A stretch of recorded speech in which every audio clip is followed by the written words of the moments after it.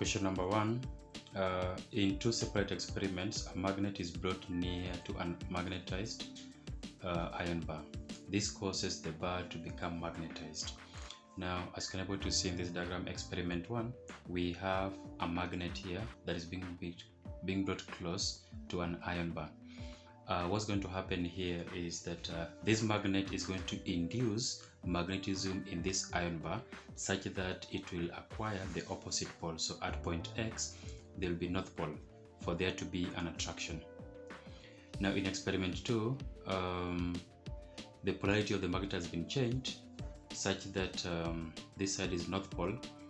Of course, there will be an attraction. Iron is a magnetic material.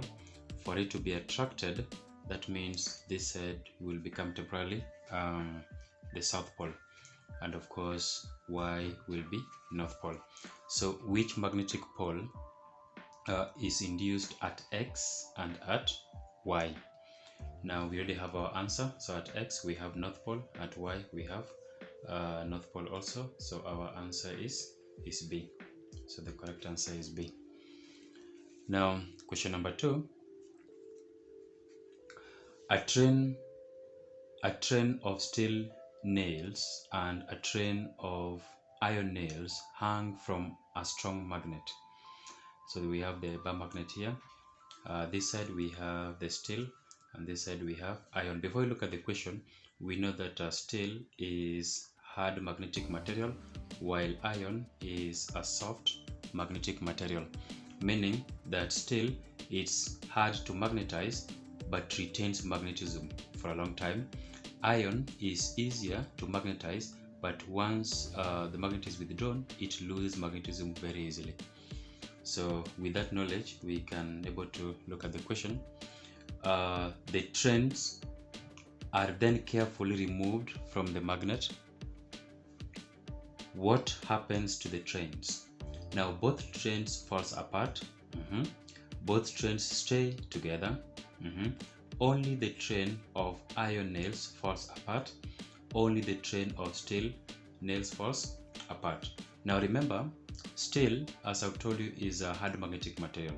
Once it is magnetized, these nails here will become magnetized. Of course, even for this side here, but because these are steel, this will retain magnetism for long. So only the train of steel nails falls apart. This will be wrong. It will retain magnetism. Both trains stay together. No.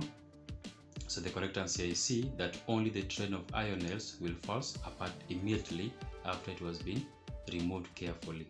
So the answer is C.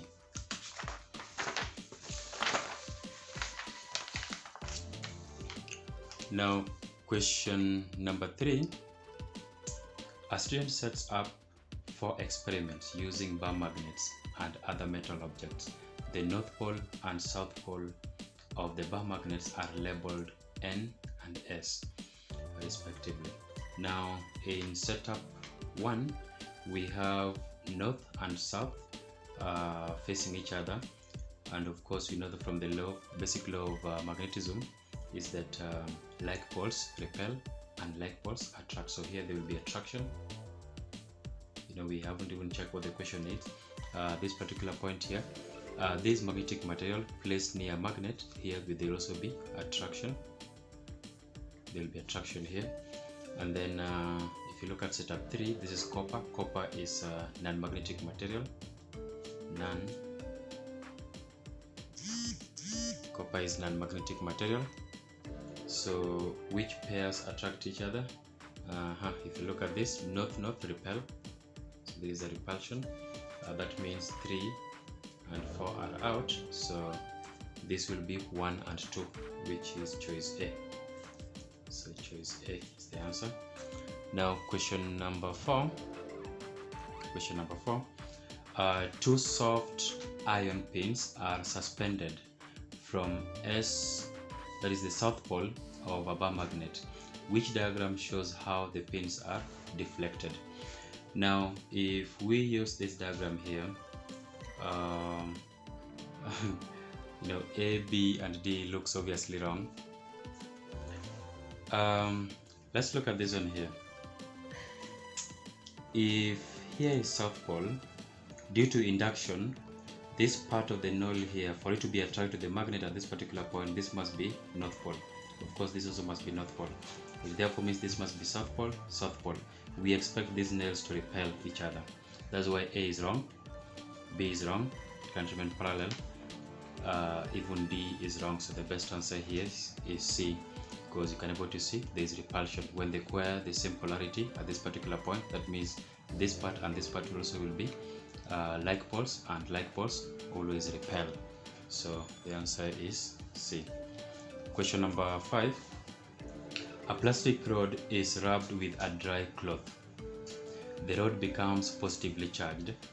Why has the rod becomes positively charged? Now, when we have a material that is neutral, so if this is the rod,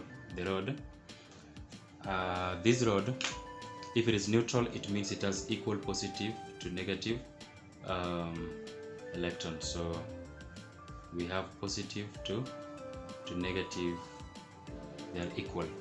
So if the rod is neutral, you can able to see positive, negative, so there is equal number of positive to negative charge. Now, for the rod to become positively charged, it means the number of positive charges are more than the electrons. So here it means, for that to happen, it means that there is electron, it has lost electrons. So if you look at choice A, it has gained electrons. If it gains electrons, that means there will be more electrons, and therefore it will be negatively charged, because electrons will be the majority charge carriers. Now it has gained neutrons. Neutrons have no charge, so wherever you see neutrons, they have no effect. So the answer here is C. It has lost electrons. That is question 6. A positively charged rod is held to but not touching an uncharged metal sphere. The sphere is briefly now connected to Earth. The rod is removed. Which statement about the charge on the sphere is correct? Now, before you look at the choices, if you're talking about the rod, so the rod which is positively charged, so the rod is positively charged, positive, being brought close to a sphere. So this is a sphere. That means this side will be having negative charges to be attracted on this side. To separate, the positive charges will be on the other side. Now when we earth, by connecting to the earth, that means we are earthing it. So when it is earthed, because the positive charges are not moving, so it therefore means that the electrons will flow from the earth to neutralize the positive, and therefore the sphere will become negatively charged. So let's see here the choices. Number 1, part A, it is charged negatively. It is charged negatively. Part B, it is charged negatively. Part C and D, it is charged positively. That means they are out, because you've already seen here that it will be charged negatively. So let's look at A. The answer is either A or B. Now it is charged negatively because negative charges have moved from the earth to the sphere, and actually it's direct from what you've seen here. The answer is A, without us even reading part B. But you can just read. Now it is charged negatively because positive charges have moved from the sphere to the earth. Now positive charges don't flow. The one that are mobile is the electrons.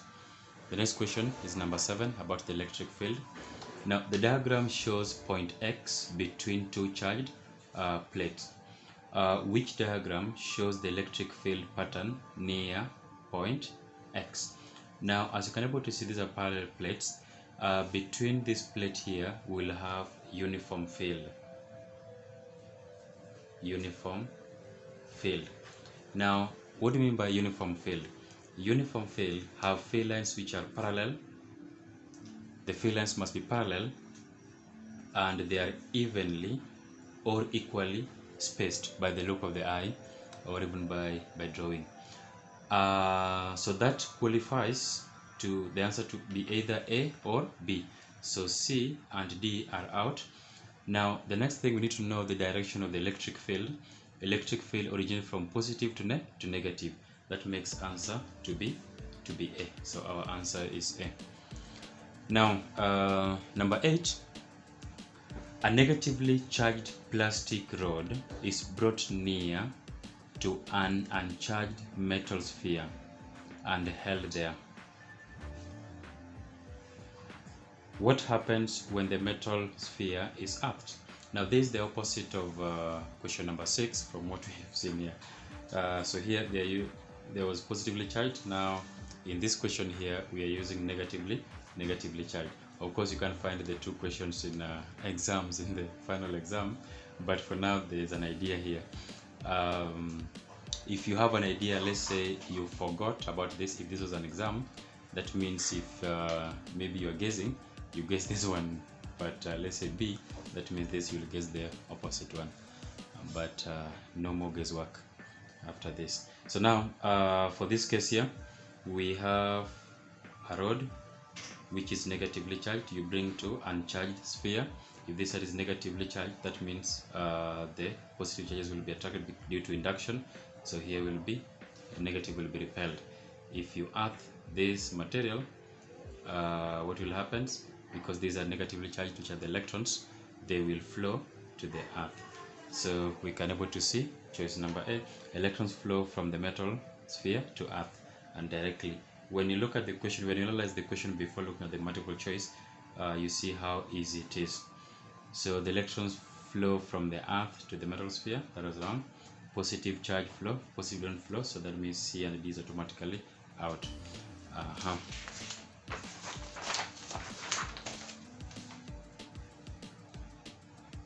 Now a student holds a rod in his hand, so you can able to see there's a rod here. He rubs the rod with a cloth. The rod gains a positive charge. Of which material could the rod be made, and which transfer of charge has happened? Now, when materials are charged, what we know, there is always transfer of electrons. Electrons are transferred. The materials that gains electrons become negatively charged, while the other one that loses electrons becomes positively charged. Now, for us to know the charge of this rod, that means you have to test it using maybe an electroscope, and we can only test that if it is able to retain those charges. If it is a metal, our hand, if you hold it this way, it will be able to earth it. So at the end of the day, we will not be able to know the charge of the rod if it was a metal, because the hand acts as an earthing material. So that makes choice A and B to be out. So this rod is made of a plastic, but then we know that the negative charges that are flowing from the side, these are the electrons, and they are here. So the transfer of charge, the negative charge from rod to the cloth. Positive charge, no. So the answer is C. After analysis, that is our answer. Now this question is about current electricity. Now the graph shows the relationship between the current in a circuit component and the potential difference PD across it. The graph has a straight section and a curved section. If you've done current electricity, you know that this IV characteristic of a filament lamp.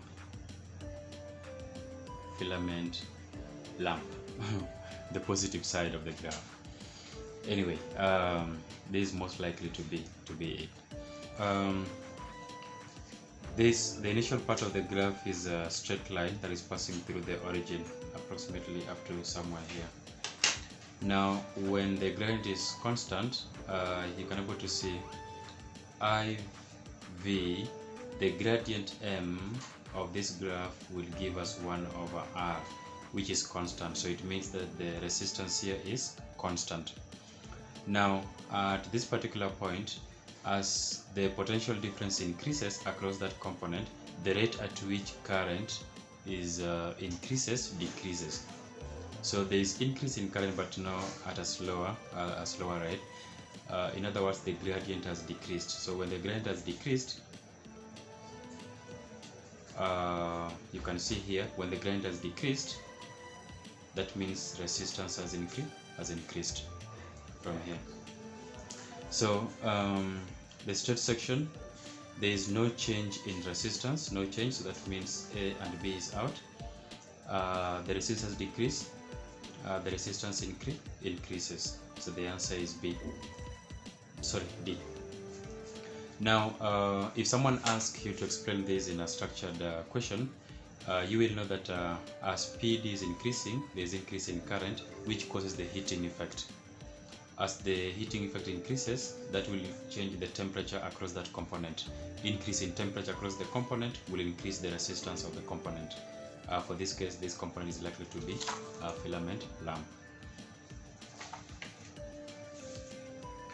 Now the next question, that is number 11. Copper wire is available in fixed lengths but in various diameter D. Each diameter has a different resistance R, and that is true. Which relationship between R? Now you remember that from here R is directly proportional. R is directly proportional to the length and inversely proportional to A. So let's concentrate on this. If this is a wire, we assume that is cylindrical. That means it has a circular cross-sectional area. So area of a circle is given by pi r squared. Now R is d over 2. So therefore area A is given by pi d over 2 squared, which you can give us as pi d and this over 4 squared. We are looking at d squared. Remember, pi over 4 is just constant, so it means from here R is inversely proportional to d squared. Because you can able to see, even if you put here pi over 4, but you can see pi over 4 is constant, so R is inversely proportional to d squared from the formula here. So the answer, this one is very direct. The answer is D. Now question number 12. Which quantity is defined as the energy transferred by a cell in driving a unit charge across a simple circuit? Now this question is testing about, this is just a recall question. You're supposed to recall the definitions of this. If you look at current is defined as the rate of charge flow, that is charge per unit time. If you look at power is defined by work done per unit time in driving charge across the so work per unit time, the time taken. So power is defined as energy transferred by the charges per unit time. Resistance is defined by V, that is potential difference across a component per unit current, so V over I. Now electromotive force, which is the EMF, this is the total voltage that is applied to the circuit. And how do you find voltage generally? Voltage is defined generally as electrical energy per unit charge. So the EMF is specifically this defined by this, the energy transferred by the cell in driving a unit charge around the circuit. So that is the EMF, which is E over Q. So the answer is B here. B is the answer. Now number 13, an electric fire is connected to a 240 volt supply and transfers energy at a rate of 1.0 kilowatts. How much charge passes through the fire in one hour? Now this question is very direct if you know the formula. Now there are so many ways you can able to work out this. The first thing, we know that charge is given by current times time. Now in this question here we don't have current, so we can look for current, then we come and use this formula here. Now current is connected by this. If we have power, so power is given by current times voltage. So from here current is given by power divided by voltage. Power divided by voltage. So we can use this here. So charge is current times time, but current is power divided by voltage. So I'll write here. So charge is given by power divided by voltage times time. Power is 1000. Time is 1 hour, which has to convert to seconds. So so 1 hour, so that is 3600 divided by the voltage V, which is 240. Work out this. This will give you 15,000, which is equal to 1.5 times 10 power 4 coulombs, and that is choice C. That is choice C. Now, question number 14. A student uses the circuit shown to determine the resistance of two identical resistors. These resistors are identical. That means the total resistance here, they are in series. So if I want to find the total resistance, that will be R plus R, which gives us 2 R. That is just before even I look at the question very fast. Now the voltmeter reading is 2.2 volts and the ammeter reading is 0.25 amps. What is the resistance of each resistor? So we know that what? Total voltage will be given by total current that is flowing times the total resistance. Now the total voltage here, voltage across the two resistors, the total, so that is 2.2 times the total current that is flowing. There's only one current that is flowing, that is 0.25 times the total resistance. Total resistance, because they are in series, we add, so that is 2R. This times this, we have 0.5 R is equal to 2.2. We divide both sides by 0.5, so this cancels this. Therefore, from here, this divided by this will give us 4.4 ohms. So this will give us 4.4 ohms. So this is what we do. So 2.2 is equal to that. So 0.25 times 2, that will be 0.5. We divide both sides by 0.5. We get 4.4. We get 4.4 ohms. Now the next question. The diagram shows a circuit with a gap between points P and Q, which is shown here. Now 4 pieces of wire of the same material are connected in turn between points P and Q in the circuit. Now the table gives diameters and lengths of the wires. In which wire is the current the largest?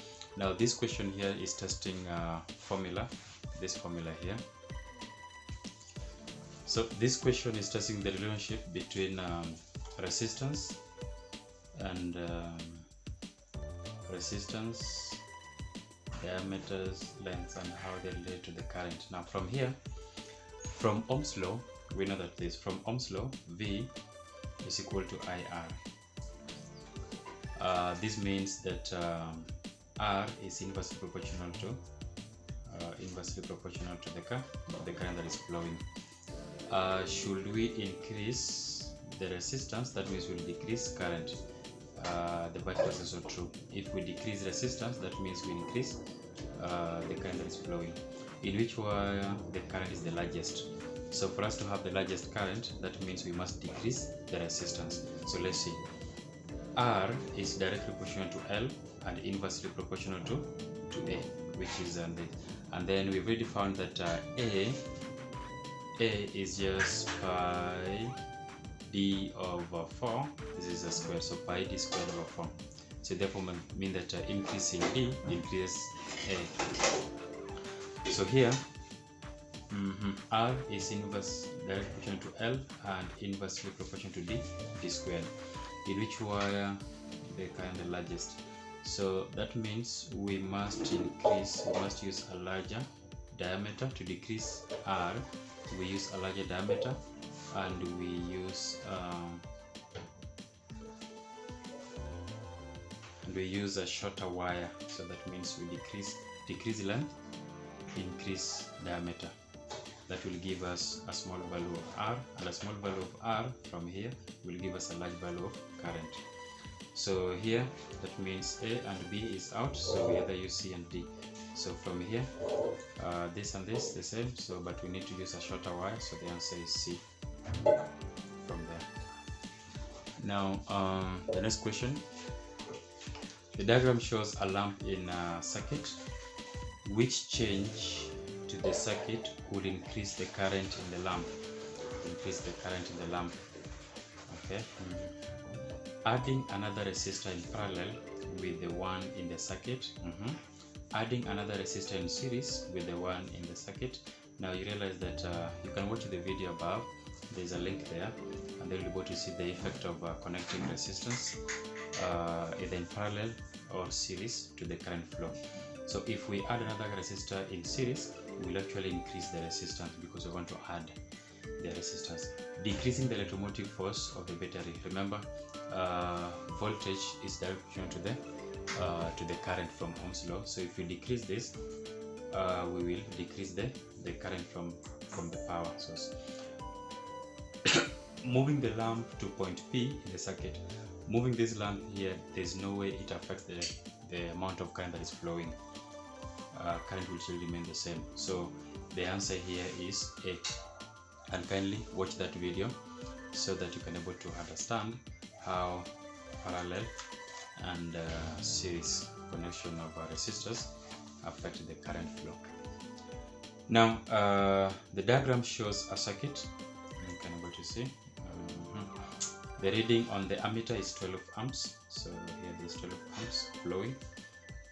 How much charge passes through the ammeter in 2.0 minutes? This is very direct.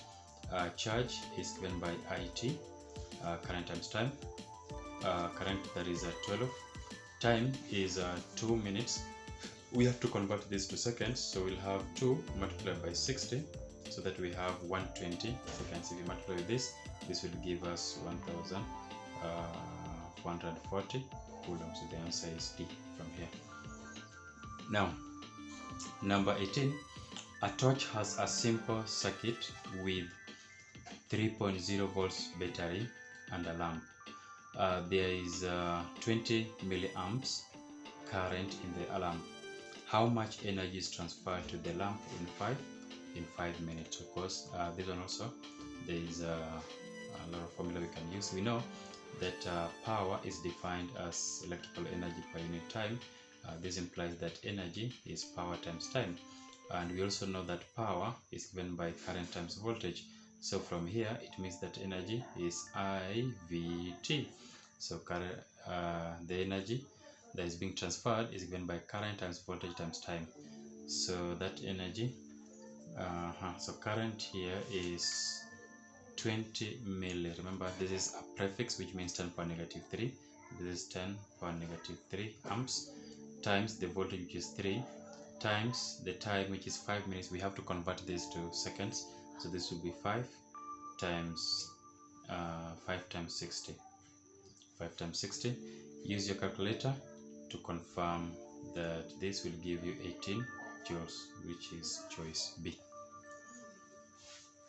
Now, number 19. A circuit contains a cell of electromotive force, that is of 2.0 volts. The current in the circuit is 2.0 amps. How much energy is converted by the cell into? This is a repetition. Energy E is given by from here current, which is 2 times voltage, 2 times time, which is 2 minutes, but then we convert to seconds, so that will be 2 times 60. 2 times 2 times 2, that is 8. 8 times this will be 480 joules. Very direct, so the answer is D. Now number 20. A copper wire has a resistance of 2.0 ohm. A second wire is twice as long as the first wire, and its diameter is twice the diameter of the first wire. Okay, so let's start with the first statement. The second wire is twice as long as the first wire. Remember, resistance is directly proportional to the length. If the length is twice, that means the resistance is also twice. So for the second wire, for the first statement, we will have 2 times 2, which is 4 ohms. That is the first part. But then we are being told that its diameter is twice the diameter of the wire. Now, from what we have confirmed in the previous, we have realized that R is inversely proportional to D squared. So if this is the first one, then the second one, D is twice, so that we will have 1 over 2D, and then is squared, because now the second diameter is twice, so that means 2D. If you square this, you will have R to be 1 over 4 D squared. In other words, we'll be having R will be like a quarter of this. So this a quarter here tells us that what? That the second wire, which is now 4 ohms, is going to be reduced by a quarter. So now the second wire will have this 4 here, 4 ohms times 1 over 4, which is 1.0 ohms. So the second wire will have a resistance of 1.0, a resistance of 1.0. Now the diagram shows a circuit with a fixed resistor connected in series with a thermistor and an ammeter. So of course, there is a thermistor and this is a resistor, a fixed resistor. There is a source of power, and ammeter is here. Now, which law shows how temperature change affects the resistance of the thermistor and the current in the circuit? Now, if we analyze the first part, temperature. When temperature decreases, remember a thermistor, the one we are learning in IGCSE, we always learn about the NTC thermistor, that is negative temperature coefficient, that I've made the video. Kindly watch the video. You can able to see the link above. Then you can come back to the video later. Now, NTC, this is the thermistor that we are learning at an IGCSE level and even at form secondary. It means that what?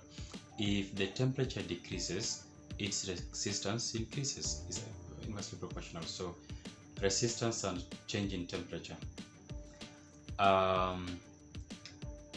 If the temperature increases, the resistance decreases. If the temperature decreases, the resistance increases. And then from here, V is equal to IR. Increase in resistance, that means there will be increase in voltage, so that to push more.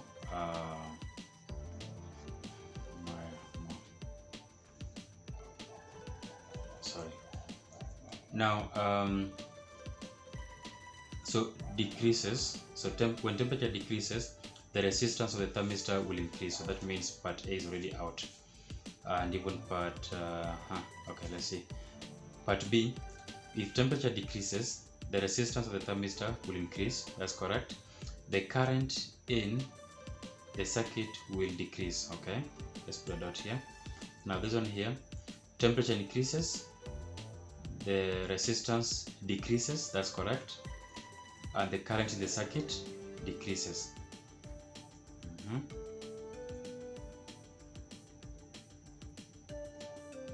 That is wrong. That's wrong. Remember, when the resistance of the thermistor decreases, that means the total resistance of the circuit also decreases. So we expect more current to flow. So part D, when temperature increases, the resistance of the thermistor increases. No, that will be wrong. So the answer here is B. We can say temperature decreases, the resistance of the thermistor will increase. When the resistance increase, that means the overall resistance, the total resistance of the circuit will also increase, and therefore the current will have to decrease. So the answer is B. The next question is 22. The resistance of a component in a circuit is found using an ammeter and a voltmeter. How are the ammeter and voltmeter connected? Remember, an ammeter has low resistance, so therefore it's connected in series. Voltmeter is a component of high resistance, therefore it's always connected in parallel. So this is very direct. The voltmeter in parallel with the component and ammeter in series with the component. The answer is C. This is just a recall. You just need to recall what a voltmeter or an ammeter is. The next question is number 23. There is a current in a variable resistor when a potential difference PD is applied across it. In which situation is the current increased? Now, from here, V is given by IR. V is given by IR. I decrease PD and keep the resistance the same. If we decrease this and we keep this, of course, this will have to decrease. Current will have to decrease, but we want it to be increased, so A is out. Decrease the PD and increase the resistance. If we decrease this and increase this, that means the current will have to decrease greatly. Keep PD the same and decrease the resistance. If you keep this the same and you decrease this, automatically I will have to increase. So C is the answer, but you can look at part D. Keep PD the same and increase the resistance. If you keep it the same and increase the resistance, then current will have to decrease so that the product will be the same. So the answer here is C. A circuit contains a coil of a circuit contains a cell of EMF 2.0 volts.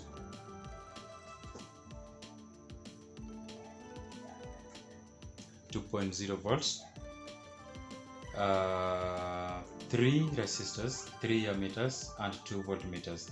One ammeter is labeled P and one voltmeter is labeled Q.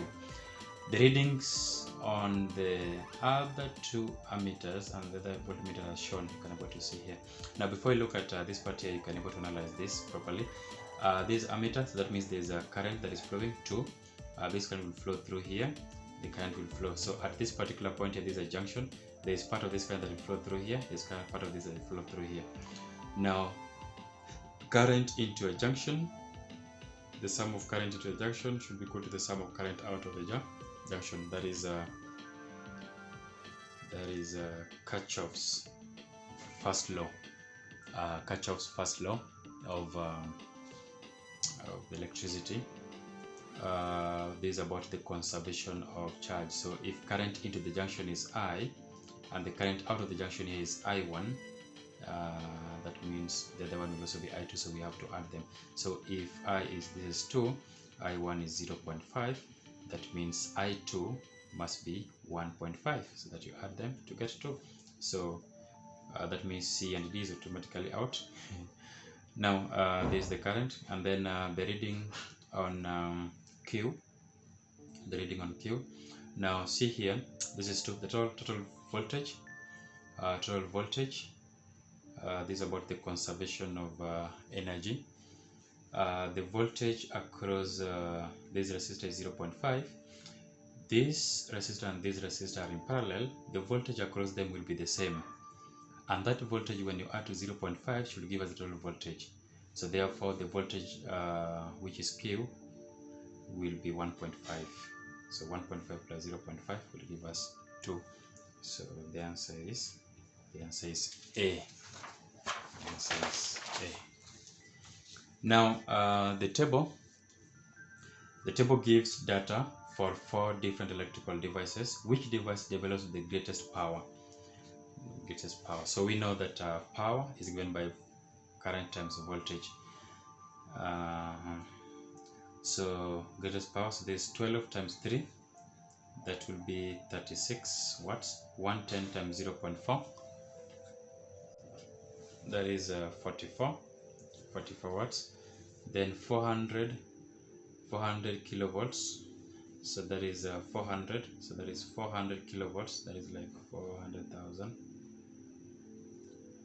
times 0.1 milli, that is like 10 times power negative 3. Power negative 3 will go with 3 zeros here, and then 0.1 will go with 1, so that will be 400 here. And then this is 240 times 0.2, that will be 48. So the answer is C. The greatest power is C. with 400 watts. So these are watts. Of course, when you're calculating now, you're computing with time. You're not expected to write the unit because multiple choice question. No one will be marking this as a rough paper, but it's good to know. The circuit diagram shows a fixed resistor R and a thermistor T used in a potential divider circuit, as you can able to see. What happens to VR and to VT as the temperature of the thermistor decreases? When the temperature of this decreases, that means the resistance will increase. When resistance of this increases, it means the total resistance of the circuit will also increase. Okay, so here, so if this increases, the voltage cross T will have to increase because it has increased. Voltage T will increase. Voltage R will have to decrease. Why? Because the voltage across here, if I call it VT, remember VT plus VR should be equal to the voltage, total voltage here at any particular point. So if one increases, that means the other one must decrease. So the answer is A. So VR will decrease. The circuit diagram shows a power supply connected to some circuit components. In the diagram, P and Q are the terminals of the DC power supply. Under which circumstances does the ammeter shows a reading other than 0? Now, the main component here that is going to affect here is the diode. You see, this is a diode. Diode allows current to flow in one direction if it is forward biased, and stops the current or prevent the current from flowing if it is reversed biased. So if it is forward biased, this. If this become positive, then this diode here is forward biased, so therefore the current will flow through R1, and that's the only condition. So if you look at when P is positive or negative, no, only when if P is negative will not work. Ammeter always shows a 0 reading, no, the answer is D. Which combination of resistors in parallel has an effective resistance of 0.5? Of course, they have to be parallel. The good news is that all of them are parallel. Now look at this. This is a question that when I see, I don't need to even test all of them. I know the answer is A, if it is 0.5. Why? If you look at this, they are all having the same. It's 1 because it's 0.5. So if you look at this combination of resistors, they are product R1 times R2, R1 times R2 over R1 plus R2. If these resistors are the same, like 1, 1, that will be 1 times 1 over 1 plus 1. That will be 1 times 1, that is 1 over 2, which is 0.5 amps. If they are identical, you can just use R. We can just use R times R over R plus R. This will be R squared over 2R, which will give us like a half of R or 0.5 of R. You see? So for this case, if identical, like 1, 1, I just put here 1, 0.5 of 1 will be 0.5. If it is this, then in here will be 1, here will be 2, here you will have to calculate to give you that. So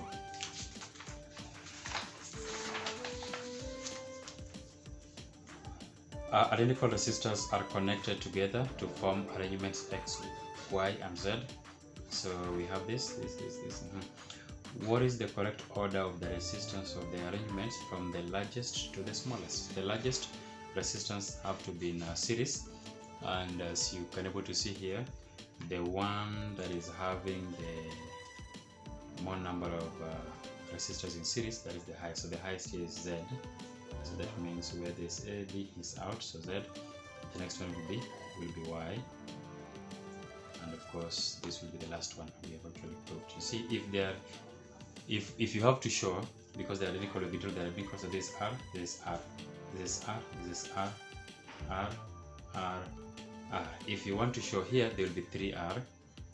Here there will be 2R.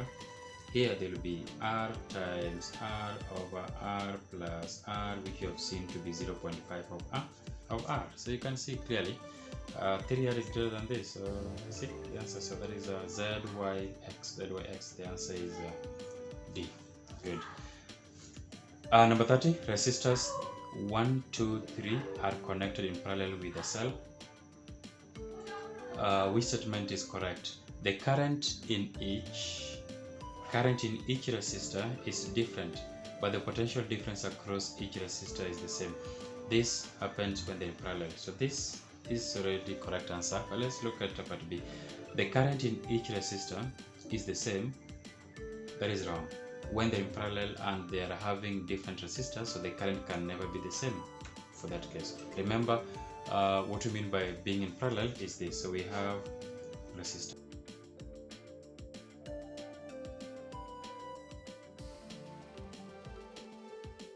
Now, remember, so current in the junction, so this is the current that is coming, so this. More current will flow through this because it has low resistance.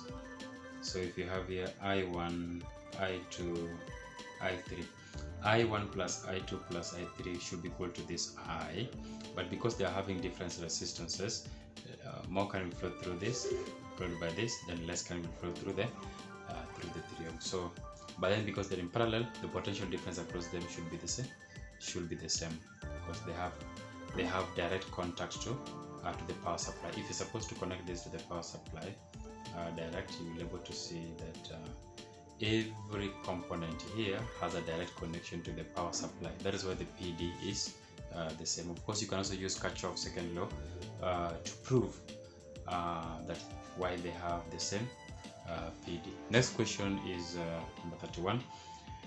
In the circuit shown, the voltmeter reads 2.0 volts. A charge of 5.0 coulomb passes through the resistor in certain time. Now, how much energy is supplied to the resistor in this time? Now, this is very direct. Voltage is defined by energy per unit charge, electrical energy per unit charge. That means electrical energy is given by voltage times charge. So this is 2.0 volts times 5.0, which gives us 10 joules. Very direct. So this the answer is C. Now, question number 31. This is about logic gates. You must be able to identify the logic gates. That is OR gate, NAND gate, AND gate, NOR gate, and a NOT gate for IGCSE level. Now, the arrangement acts like a single logic gate. What is the name of this? So we have to test very fast. So here, if the input is, so we can have 0, 0, 1, 0, 0, 1, 1, 1. You see the output. If this is 0, 0, this is a NAND gate. So that means if here is 0, 0, here will be 1. If here is 1, here will be 0. So this will be 0. If this is 1 and this is 0, that means that will be 1 here, and 1 here will give us 0. The same, this one will also give us 0, but 1, 1, 1, 1 here will be 0, then 0, 1, 0. So 1, 1 here will be 0, 0 here will be 1. So here's 1. This acts like an AND gate. AND gate is the only one that it is only high if both the input are high. So the answer is A. That is number 33. The diagram shows a digital circuit with 2 inputs and 1 output. Okay. What describe the action of the circuit? Now, to make this one also, we will have the output. So let's say we have input 1 and these 2 and the output. So we test 0, 0, 1, 0, 0, 1, 1, 1. Just start very fast. So now here, if this is 0, if here is 0, this will be 1. If here is 0, here will be 1, 1. That means this will be 1, and this is 1. So 1, 1. That means here is 1. This is 1. Okay. If here is 1, that means here will be 0. If and then this is 0, so 0, 0, that means so here is 0, this will 1, 1, 0, 1, here will be 0, 0 and 1, that is will be 0, so here will be 0. Again, this will also be giving us 0, 1, 1, 1, 1, so 1, here will be 0, here will be 0, 0, 0, 0, 0, so here is 0.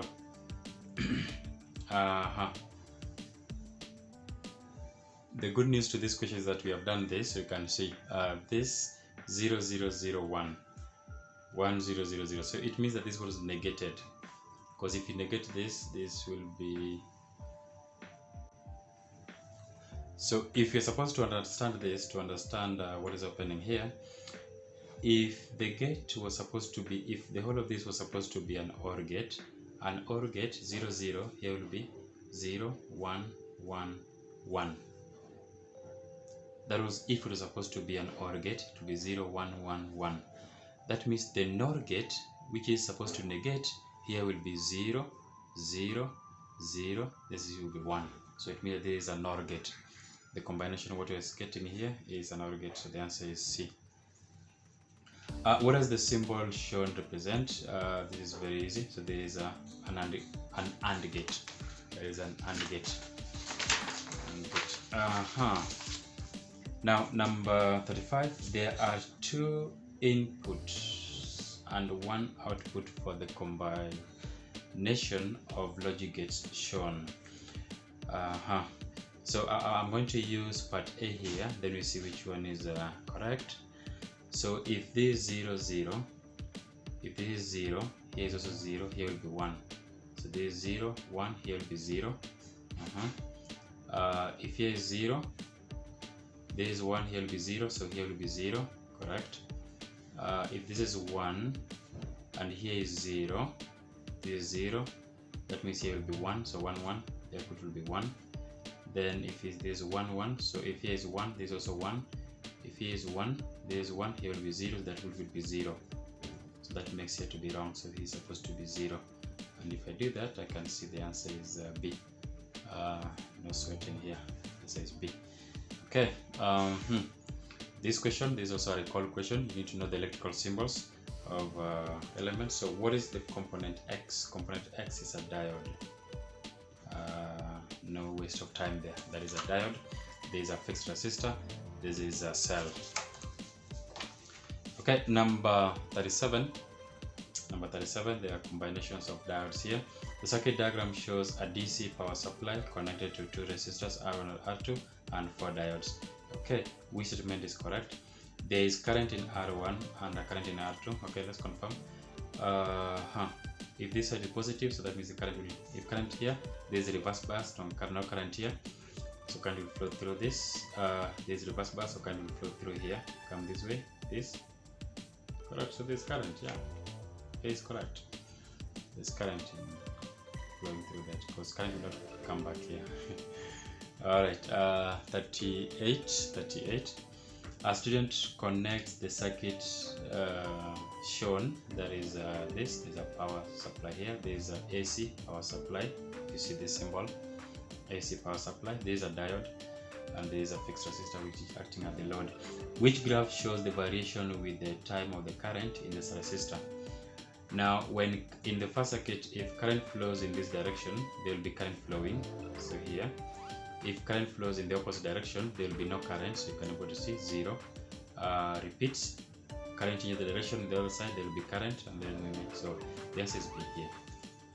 This one here shows that there is current always, which is wrong. So the answer here is B. So the diode there is used as a rectifier. Now in this circuit shown, A1 and A2 are ammeters. Of course they will have the same reading. Switch S is closed. Which row is correct? The resistance of the whole circuit. If you close this, that means this and this is in parallel. When components are arranged in parallel, the total resistance decreases. So the resistance decreases, diameter reading 1, current stay the same. If total resistance decreases, that means the current will have to be equal. And remember, ammeter reading 1 should be equal to ammeter reading 2. So if they're going to decrease, they only have to increase. So decreases, reading 1 increases, and the answer is B. The answer is B. Lastly, the last question. A digital circuit consists of two logic gates. When the input of the circuit when the input is 1 and 1, the output is 0. So this one here we have to test. So which combination of the logic gates gives this result? So we can test with this. If there is 1, there is 1. This means this part of this is an AND gate, so here will be 0. And if here is 0, this here will be 1, which is not 0. Part B, if here is 1, here is also 1. If here is 1, here will be 0. This is 1. So this is an OR gate. Here will be 1. OR gate. If you say someone is tall or short, one of them is wrong, but one of them is right. It makes the whole statement to be correct. So that's why here is 1. See, if here is 1, 1, here will be 1, and then here will be 0. I think we already have our answer. We can test for D. If here is 1, 1, this is 0, 1. So 0 and 1, 0 and 1 will give us 0, but there is an AND gate. Here will be 1. So the answer is C. That's our answer. Thank you for watching.